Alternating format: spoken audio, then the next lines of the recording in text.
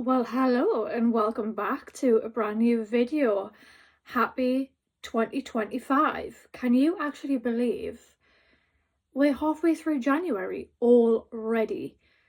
I can't believe it. But this video is going to be a Q&A, and I am going to try and just record this video, no editing or anything like that. Just so it's going to be a lot easier. And I am recording off my Apple iPad Pro. I have done this before and the quality was a lot better than my phone, and I'm going to have to remember that over here is the camera instead of looking directly into the iPad, but hey ho. So, welcome to a new video. I'm Century Stars and I run the Too Extreme for Mainstream podcast on Spotify. I am trying to advance my podcast into other fields as well. But I do have a lot of other side projects as well that I'm working on in the meantime. That's kind of to do with Too Extreme for Mainstream. I am working on a brand new interview as well with a director, which I'm very excited about. Ryan is his name. But first of all, before we get into this Q&A, I just want to say how sad I am to find out the knowledge that David Lynch passed away. That was very sad when I heard about it. I only heard about it just like yesterday and I couldn't believe I'd never heard before. But it randomly came up on my Instagram and I thought, what? So I looked it up and lo and behold, David Lynch unfortunately has passed away with his family around him, which is good. Yeah, my God. The first ever movie from David Lynch I ever saw was The Elephant Man. I do have that on DVD, but it's packed away somewhere. I've got a lot of movies packed away and it's probably right at the bottom of those. Knowing me, I've put it at the bottom, but I'm gonna have to get that out at some point and rewatch it again. But one movie I do have on hand is Eraserhead. Now this was a limited edition, I do believe, and it has a slipcover, which, I mean, I love this movie as well. It's very different. It's very David Lynch. Yeah, so I'm definitely going to give this a rewatch at some point. And if you haven't seen Eraserhead, I'll just give you a little synopsis from the back of the DVD, just so you can get a little general idea what the movie's about. So it says, newly remastered by David Lynch himself for his 35th anniversary release, his feature film debut is a masterpiece. No doubt about that. 5 years in the making, Eraserhead contains all of the trademark attributes of a Lynch film: haunting visuals, an ethereal score, unsettling sound design, and most notably a black sense of humour, creating a world on screen that is exhilarating, terrifying, and truly unique. Now, there is bonus features on this one. Lynch won a fascinating insight to one of cinema's greatest minds as David Lynch makes his last feature film, Inland Empire. So it's just got a couple of captures from the film on the back there. Yeah, this movie is very strange. Like it says, black and white. I love black and white movies. It goes back to like Charlie Chaplin days, but that's a whole different genre of film. But yeah, it's a silent movie, which I also love as well. Again, Charlie Chaplin comes into this.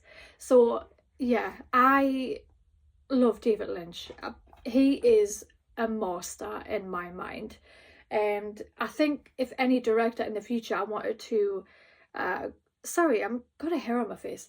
I think if any director wanted to do something very different and obscure and everything like that, I definitely think David Lynch is a one to master the works of. So yeah, so David Lynch, that one, it was right there. I did also sort out some of my other Tartan Asia extreme movies, and there's a couple here that I forgot I had, and I was sorting out these movies and I thought, oh, I have a Q&A to do. So we are going to do a Q&A. There is a few movies in here which relate to the questions and the answers that I'm going to be doing. So I will show you those in just a sec. But we are going to get on to the Q&A. I do have a couple, well, one of them screenshot, and the other ones are actually in my notes, so I can refer back to them. So we shall crack on with this Q&A. So the first question, I'm not going to mention who asked these questions because I don't know if those people that's watching this video, I don't know if they'll appreciate that, because I don't know if they're personal Instagrams or open Instagrams, I don't know. So I am just going to say the question and give the answer. So the first question is, at what point gore becomes a numbing and a cliche? Now, when I got this question, I did have a little think in my head, like, what does he mean about that? Does he mean, what point does it become numbing, as in when you're watching these movies, watching a movie in particular, and it's just so much gore that it just becomes, what's the word, desensitized to it all? Is that what this person's referring to? And a cliche, like a movie as in like, oh, it's the same, you know. So I don't know if that's what this person's asking, but I'm going to answer it like it is that way of asking. To be honest with you, there was a movie quite a few years ago I saw, and when I was watching it was very boring, like unbelievably, tormentingly boring. But I thought, no, I'm going to watch it because, you know, it could have a good ending, it could have a little twist. But nah, it was over the top gore for the gore's sake of it. And I know there is a lot of extreme cinema movies like that, but they do it in a way it captures you every time. So every scene in the film, it captures you and it re-invites you to re-watch it again. And I love extreme cinema like that, which a lot of these do, that I've ever spoke about on my podcast. But I can't remember the name of the damn film. I really can't. But yeah, but it was that kind of movie. And if I ever do remember the name of the movie, I will put it in the description and down there. But yeah, I can't remember the name of the movie, but it was very boring. I would not recommend watching it. I would rather put you out of your misery now, and just say, no, just pass the movie if I do remember, and put it in the description. But as of all the movies that I can remember, I don't think there has been a movie where it's just been over the top and boring, like desensitized ways of watching it.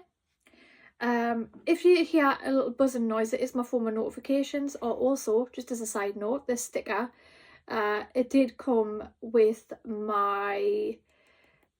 the movie that I ordered quite a few years ago.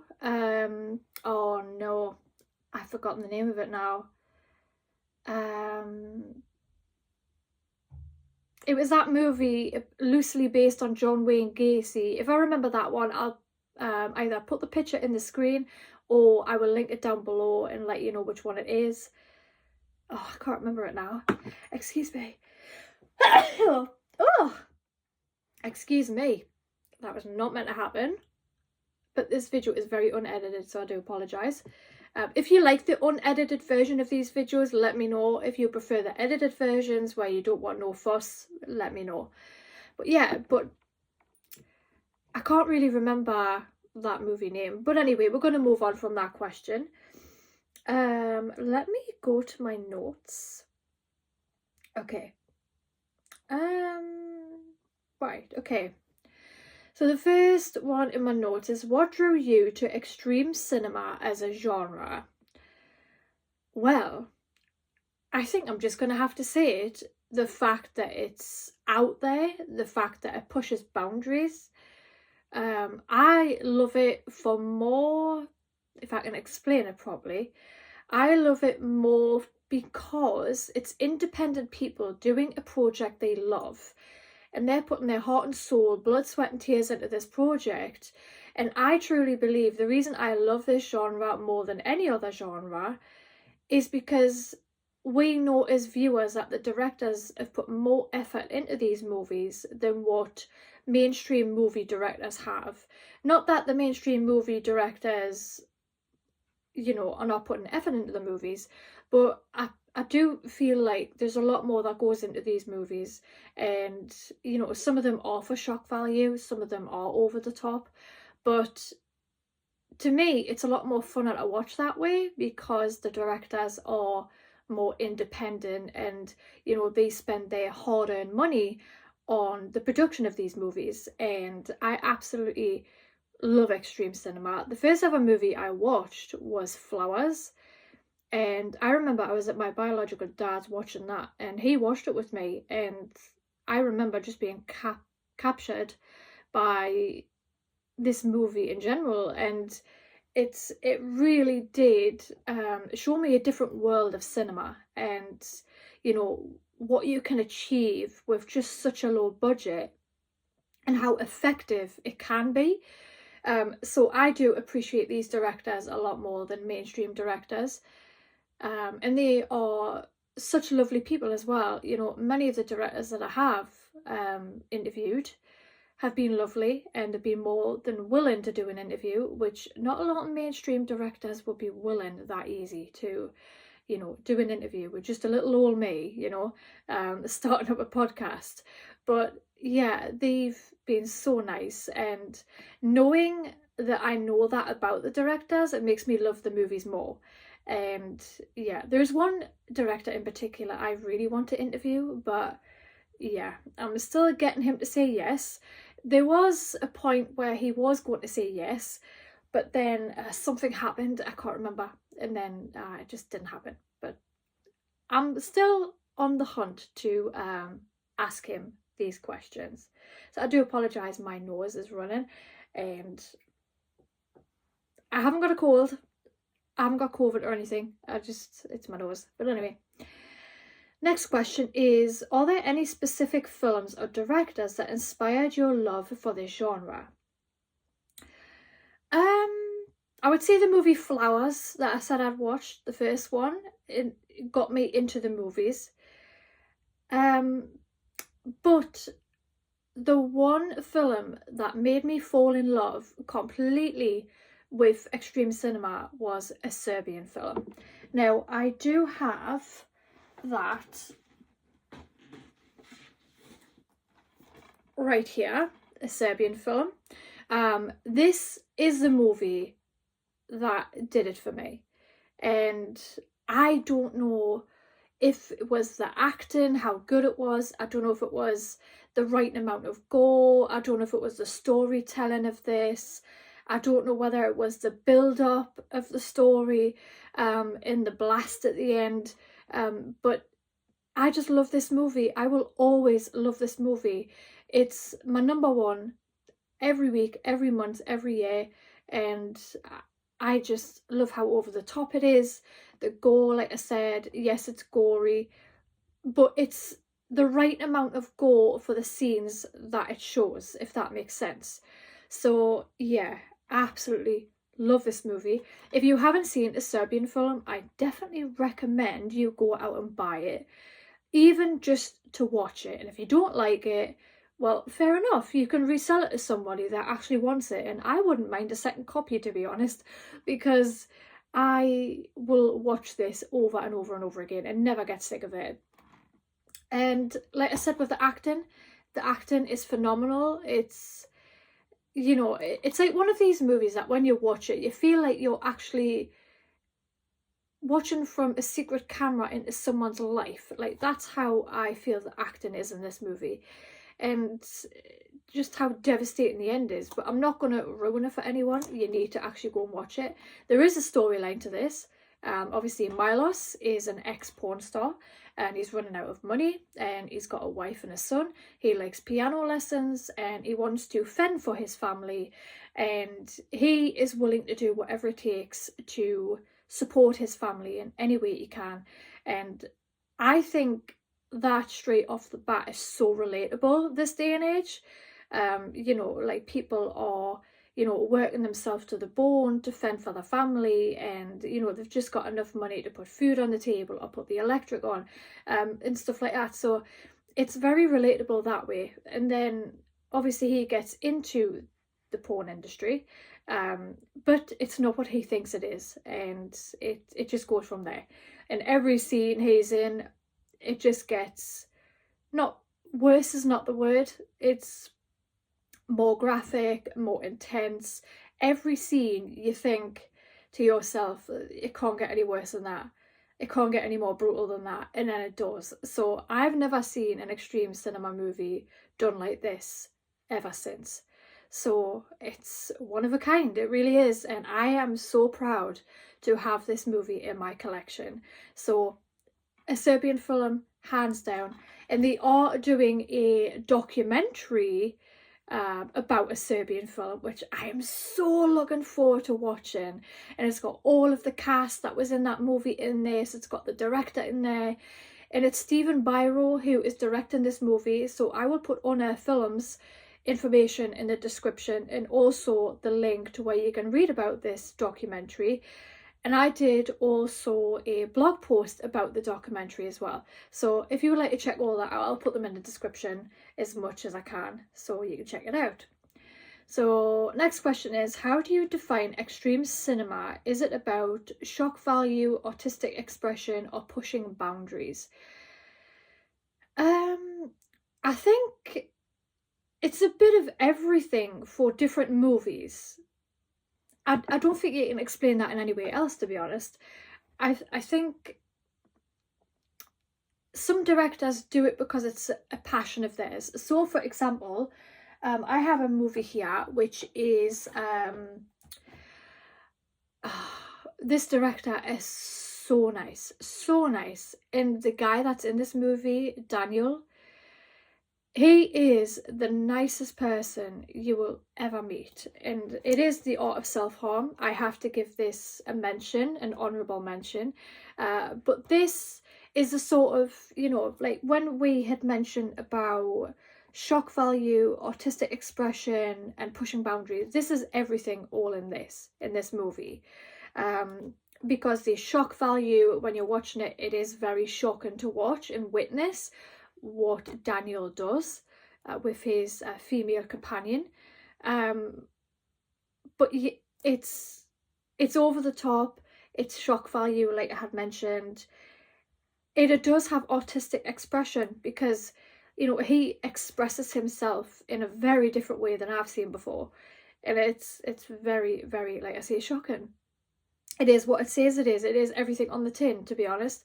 But Jonathan Doe directed this, and I did talk to Jonathan Doe about this movie, and also Daniel. And I did have an interview with Jonathan and Daniel on my podcast, and as well on this YouTube channel, which I will link below if it would be easier for you. But yeah, but my lord, this movie, it does, you know, it's not for the faint of heart, put it that way. But I'm all about the none of the faint of heart. So this one says, The Art of Self-Harm is an uncompromising and unflinching look at the art collective known as White Gardenia. That's Daniel Valiant. A group of artists who explore their cathartic, is that how you say it? I do apologise if it's not. Expressions through acts of blood drinking, self-mutilation, and other forms of paraphilia. This documentary takes an in-depth look at the group's body of work, as well as conducts detailed interviews with group members to understand their inspirations and motivations behind the art that is White Gardenia. So yeah, so I do love that aspect as well, where they sit down and interview Daniel and his female companions and really get a feel for why he does what he does, and he explains it in great detail, and why, you know, in detail, I mean in detail. So yeah, so love that movie. So that is a little bit of everything, but like I said, there is a lot of extreme cinema movies that are just for shock value, you know, and yeah, there is a few, but obviously I'm not the sort of person to, you know, say, oh well, that movie, I mean, I've just contradicted myself there. What I'm just about to say is I'm not the sort of person to say a movie is crap or anything like that, because everyone has their own different tastes. And yeah, I contradicted myself when I said that movie at the beginning was boring as hell. I'll save you the trouble. But yeah, I contradicted myself. I'm so sorry. But yeah, but that movie, I'm gonna flip on my words again. It was pretty boring. But hey ho, you might like a boring film. Who knows? You might just want to pop it in the background, you know, when you're doing stuff. So yeah, but anyway. Next question. What's the most challenging part of interviewing directors of extreme cinema? I don't think I have a challenging aspect to it, to be honest. I just ask the questions. I like to think I ask questions that nobody else would ask. So yeah, I don't really see it that way. Like I said, I just think of the questions, ask the questions, and then they send me the questions. Send me the answers, sorry, not questions, send me the answers. So yeah, I don't really think that has a part in it, to be honest.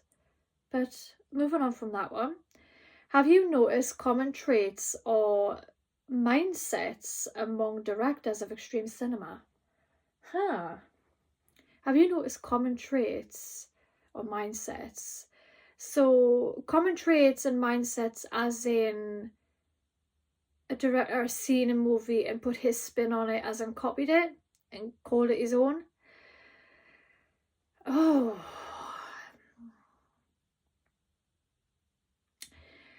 I wouldn't really say concepts and mindset. My God, I can't speak today. I really can't. Mindsets and common traits. I wouldn't really say there's mindsets and traits where I'm thinking of, but I will say after a Serbian film, I think a lot of people try to recreate another masterpiece that was just like a Serbian film, and people took inspiration from a Serbian film, or even Salo, the 120 Days of Sodom, and that was directed by Pieri Palio Pasolini. If you haven't seen that one either, you need to check it out. It's pretty brutal. It's based on a true story, I believe, based on World War II. These fascists take teenagers to an abandoned mansion. But yeah, but that's another episode completely. I do talk about that in my podcast as well, so I will plug that down below. But yeah, but I think a lot of movies do get inspiration, or have inspiration, I should say, from the likes of a Serbian film and stuff like this. But they put their own spin on it, but they haven't identically copied it to make a masterpiece, if that makes sense. A lot of these directors do have their own concept and mindset when it comes to their movies, but yeah, they do grab inspiration from a Serbian film. I do truly believe that. But I could be wrong, you know. Nobody has specifically said that I've interviewed that they've got inspiration from a Serbian film. Other notable directors, I would say poets as well. There is a couple of notable artists out there. Lovecraft is one of them. I'm pretty sure I spoke to a director a while ago and he said he got inspiration from Lovecraft. So that was interesting. H.P. Lovecraft. I do love a bit of Lovecraft, I'm not going to lie. But yeah, but moving on from that question. How do you approach difficult or controversial questions with these filmmakers?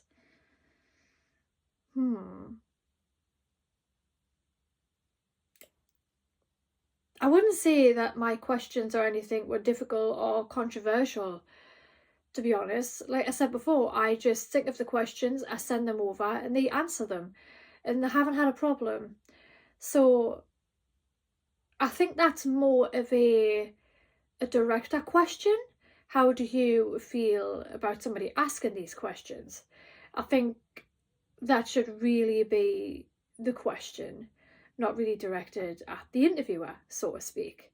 So yeah, so that just my opinion on that. I just, like I said, I just ask the questions and I don't really think about it that way, to be honest. Let's have a look. I do have more. Let me have a look. Aha. Right. Is there any film you found too extreme? No. Next question. What was your first ever extreme film? I answered that one before. That is Flowers. But technically, if it was The Love that I mentioned before, was a Serbian film. But it was definitely Flowers, the first ever one. What is your favourite extreme movie? We mentioned that one. A Serbian film. Hands down. It's got to be a Serbian film. What director would you love to interview? Well, I'm going to have to show you something as well at the same time. Now, I will tell him to watch this video. But this guy, if you know, you know. Okay? If you know these movies, let me know in the comments down below what your favourite movie out of the franchise is. I'm going to say I love the first one. The first one is my favourite. So I'm going to show you the movies that I do have, but this is the director that I've wanted to interview for years. And like I said, it was going to come off at one point, and then I think something happened, and then we got talking again. I think it was because I took a break and I deleted all of my accounts, but then I'm up and back and running again. And I either followed him or he followed me first. I can't remember. And I don't ever repeat what me and a director talk about in conversation, in Instagram or anywhere for that matter, because that conversation is personal to us. However, I will say that he was excited for the Too Extreme for Mainstream podcast to come back. So this is also the announcement that it's coming back, like I said at the beginning. But yeah, but this is the first one that I've got, the Slaughtered Vomit Dolls. We have the Angela chapters. Then we have A Perfect Child of Satan. I love this drawing. I was actually going to get this as a tattoo, I'm not going to lie. It is cute.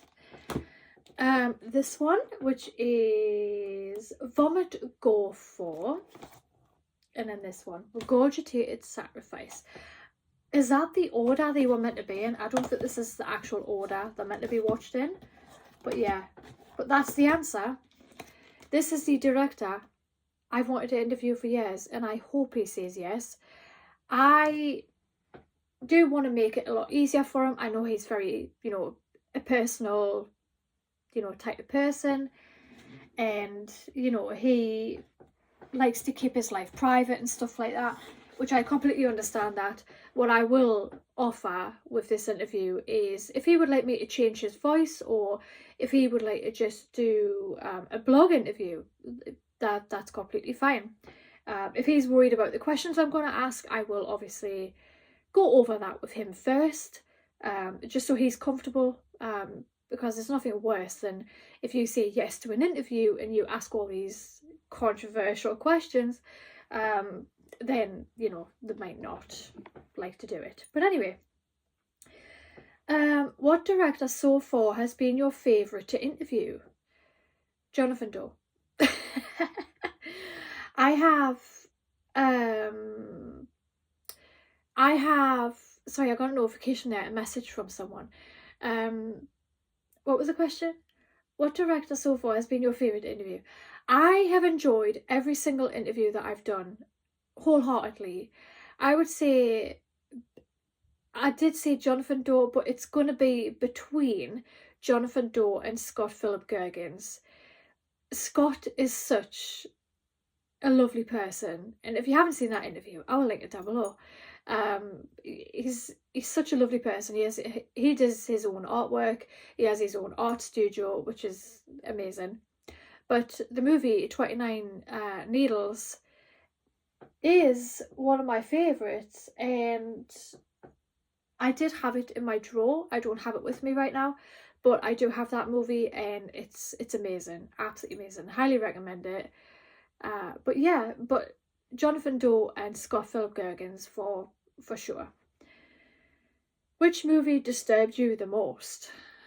Oh, oh, I know of one, and it was by Jimmy Screamer Claus, and he posted it on his Facebook, and I can't remember the movie name, but it was about a guy watching TV, and there was like these rats or something, and it was just it was pretty mind numbing. I'm not gonna lie, but I did thoroughly enjoy it at the same time. It was pretty intense. Put it this way, you wouldn't want to watch it if you're high as a kite. That will just end you. Um, but I do love Jimmy Screamer Claus. He is a very different kind of director. You know, he has a different approach to the movies and stuff, and that's what I love about it. And the Where the Dead Go to Die is on DVD. I've got that one, and I absolutely love that movie. But yeah, but that's that one. Your top 5 extreme films. Oh my god. Um, I've got a couple here which I can share with you. So the first one being obviously a Serbian film. That's my number 1. Number 2, I would say Triple X Dark Web. This was amazing. Absolutely loved this. Number 2. I would say number 3 is The Art of Self-Harm. That's my third one. Audition is my 4th for sure. And a 5th one. You know what? I'm saying it. I'm going to say Slaughtered Vomit Dolls is my 5th favourite. So they're my top 5.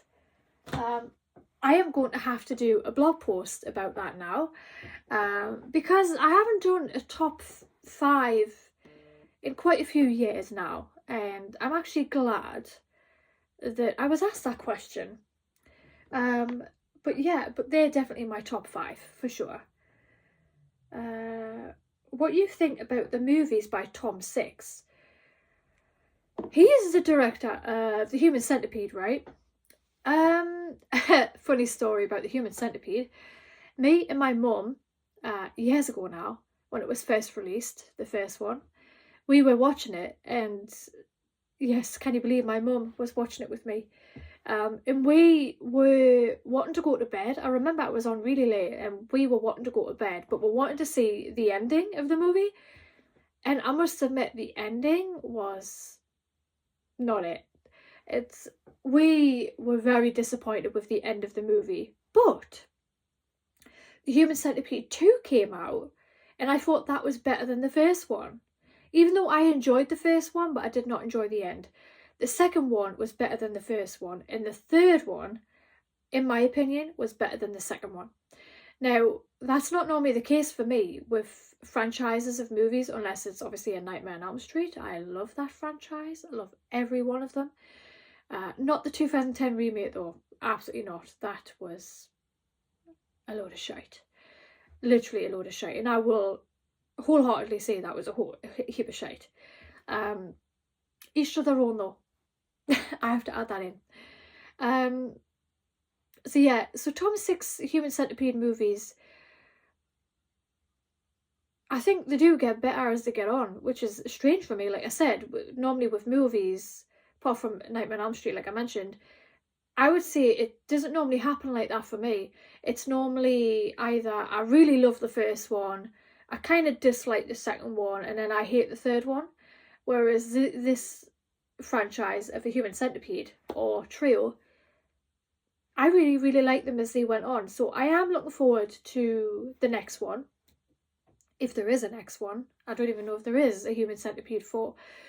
I'm going to have to look that up after this video and check it out if there is, and let you know what I think of the 4th. But yeah, but that's the only movies I've seen of Tom Six. I haven't seen anything else from Tom Six, so I probably will have to look into more of his movies if they are horror and extreme and on edge. So I will definitely check those other ones out. And yeah. So that is the questions that I oh, there's two more here. I've got two more questions. I'll do two more questions and then I'll end this video because it is 35 minutes long. Have your interviews ever changed your perception of a film after hearing a director's intent? No, absolutely not. I think the only thing that changes for me is the fact that I end up loving the movie more because I've spoken to the director, but never anything else. So, yeah, that's that answer, I suppose. Where do you see the future of extreme cinema heading? Do you think it will continue to evolve? I think with the evolution of extreme cinema, I don't think it's going to advance past the likes of, say, a Serbian film. I don't think it's going to pass any of that. And what I mean by that is, I think it's going to be more repetitive stuff. Not as in like copying anybody else. But what I mean is, like, once upon a time there was SOV genre of movies, so shot on video or caught on video, and then it went out a little bit and other stuff came out in the extreme cinema field, and then those come back. So that's what I mean. I think it's just going to be like this all the time. And to be honest with you, I am not a massive fan of the caught on video. I think, or the SOV genre, I think the only ones that I thoroughly enjoyed was August Underground from Fred Vogel. I've got all of three of those movies. VHS, I've got both of those. I think they're the only ones that I thoroughly enjoyed, to be honest. But yeah, but I prefer more movies that are, apart from obviously Lucifer Valentine's movies, his is kind of a shot on video, not a found footage film. Found footage movies I do really like. I like those ones where, you know, people find these movies and they watch the video and you're actually watching the video. What's that movie where they're in this housing complex and there's a zombie apocalypse and they can't get out? I can't remember that one, but I really enjoyed that one. But yeah, but anyway, so that is my questions for the two extreme for mainstream Q&A. I hope I answered your questions, and if there is any movies in what I've just showed you, then please let me know what you think about them, if you've seen them, if you haven't seen them, if you're going to watch them. There is, however, a couple of movies I do want to add in at the end of this video, just as a sort of, you know, honourable mentions, I suppose. So the first one I want to mention is Freaks. This is probably the latest movie that I bought, Todd Browning's Freaks. I did watch it when I first bought it, I had to. It's very interesting. It's black and white, not coloured like you think it is on there. As you can see, it looks black and white on the back there as well. But yeah, but this was quite a fascinating watch. I don't know. I do know that some of the actors in this were actually the way they looked in the movie, like this guy, for example. And this guy right here.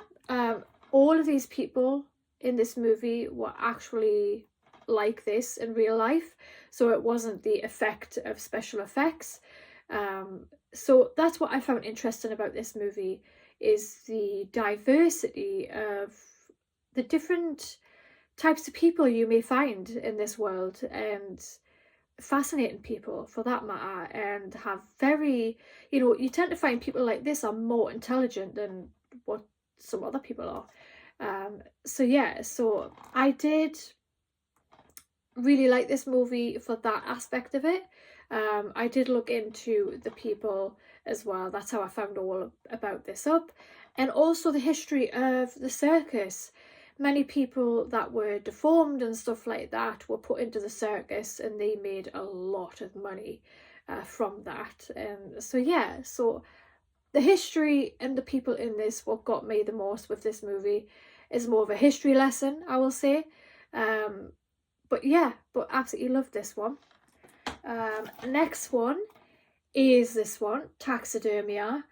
I saw this a while ago, and I haven't watched it for a while, so I may have to re-watch this, sorry, to watch it. But yeah, but I bought it intending to watch it, and like I said, I did watch it a while ago, but yeah, it's one of them movies that I thought I would mention, just because, you know, I know a lot of people talk about this movie, and so I thought I would just mention I have this movie on DVD, and I am going to watch it, I promise. Next one is another Lucifer Valentine, which is Black Metal Veins. Love this, absolutely love this. This is in my top 10. So I would say this is my 6th favourite movie. But yeah, but this is just about drugs and how it affects people, and especially the girl in this movie. I did ask him a few questions about this movie, which he was more than happy to answer, which I thought was really cool. But Lucifer Valentine, if you're watching this, please, please, please say yes to an interview. I will love you forever. I'm telling you, I will. But moving on from that. Next one is Dumplings. This is interesting.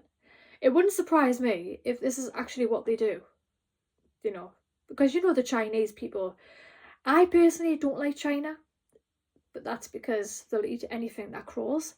But that's just my opinion on it. You know, each to their own. Again, if they eat that stuff, I'm not judging you, but I'm judging you at the same time. But yeah, but I do apologise if I seem like I'm being nasty about it. I'm truly not. It's a way of life, unfortunately, you know, for some people. So yeah, but that's Dumplings. And this one, Visitor Q. This is very strange, but I just thought I would give it an honourable mention just to see I have it on DVD. But yeah, but that is my, again, Q&A. I hope you enjoyed it. If you've got any questions at all that I didn't ask in this video, please leave them in the comments down below. And I will also leave as many links as I possibly can in the description. And I will see you, might be, I don't know, I'll surprise you. And I'll do another video just randomly one time. So anyway, I hope you have a good morning, evening, afternoon, whatever you might be doing, and I will catch you on the next one.